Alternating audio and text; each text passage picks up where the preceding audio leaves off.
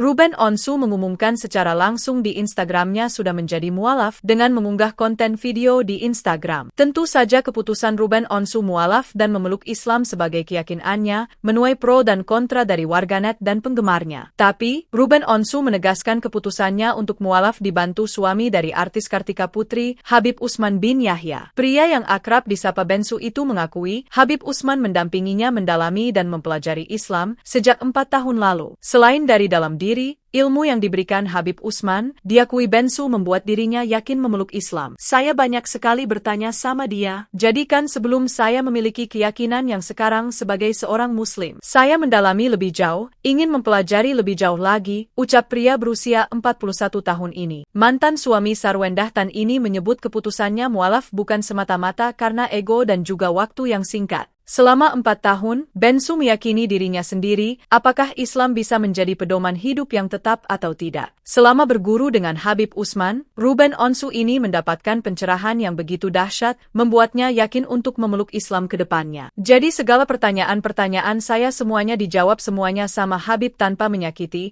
tanpa menyakitkan, tanpa menghakimi, dan proses yang pas buat saya, ujar Ruben Onsu.